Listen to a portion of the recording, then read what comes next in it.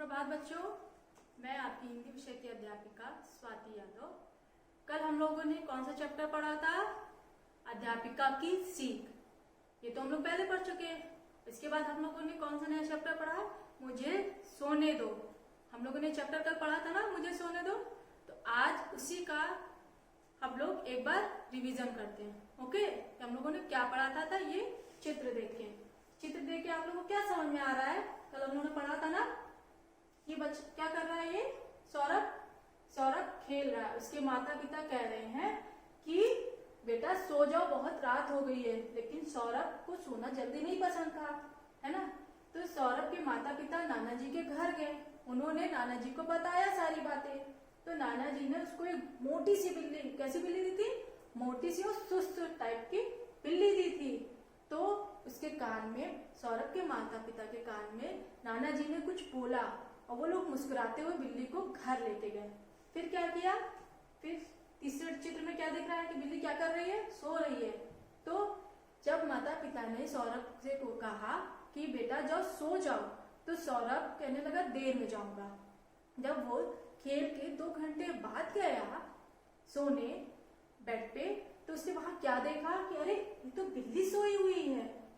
तो वो चुप्पे से धीरे से बिल्ली के पास लेट गया। ठीक, इसके बाद जब बिल्ली के पास वो लेटा तो बिल्ली क्या करने लगी? उसको जोर जोर से लातें मारने लगी। तो सौरभ बेड के नीचे गिर गया और वो फिर भी धीरे से बिल्ली के पास फिर लेट गया। तो बिल्ली जोर जोर से क्या लेने लगी थी? खर्राटे लेने लगी थी। तो फिर किसी तरह सौरभ सो गया। फिर नेक्स्ट में क्या देखते हैं कि जब इसी तरह बिल्ली करने लगी, डेली उसके पलंग पे सोने लगी, तो सौरभ को बहुत गुस्सा आया। वो बहुत गुस्सा किया। फिर उसने जब नेक्स्ट दिन उसके माता पिता ने कहा कि सौरभ जाओ अपने कमरे में सो जाओ, तो सौरभ तेजी से दौड़ता हुआ अपने कमरे में चला गया सोने। तो वहां वो क्या देखता है कि बिल्ली तो नहीं है। तो वो धीरे से जाके जल्दी से लेट जाता है बेड पे और इस तरह वो जल्दी सो जाता है। सोते सोते वो बोलता है बिल्ली मुझे परेशान मत करो, मुझे सोने दो। वो बड़बड़ाने लगता है। और माता पिता सौरभ को इस तरह सोते हुए देखा तो बहुत खुश हुए। तो इससे हमें क्या शिक्षा मिलती है कि हमको समय पे सोना चाहिए। समय पे सोना हमारे लिए सही रहता है ना। समय पे सोएंगे तभी तो सुबह हम लोग जल्दी उठेंगे, फिर हम लोग एक्टिव रहेंगे ना। और देर में सोएंगे तो लेजी टाइप की सुबह होंगे ना मॉर्निंग में। तो इसलिए हम लोग को समय पे सोना चाहिए। तो चलो, हम लोगों ने चैप्टर तो पढ़ लिया, अब हम लोग इसका अभ्यास कार्य करते हैं। ओके बच्चों, तो नेक्स्ट है किसने कहा सही उत्तर चुन के निशान लगाओ। ठीक है, तो आप लोग बताइएगा। तुम इसे ले जाओ, कौन कहता है? पिताजी, नाना जी या नानी जी? कौन कहता है? नाना जी। Very good. नाना जी सौरभ के माता पिता से कहते हैं तुम इसे ले जाओ। फिर इसमें बताइए, बिल्ली मुझे परेशान मत करो, ये कौन बोलता है? माता जी या सौरभ या पिताजी? कौन बोलता है? वेरी गुड, सौरभ बोलता है कि बिल्ली मुझे परेशान मत करो। Very good. नेक्स्ट आते हैं हम लोग, निम्नलिखित प्रश्नों के उत्तर दो। सौरभ के माता पिता सौरभ को क्या समझाते हैं?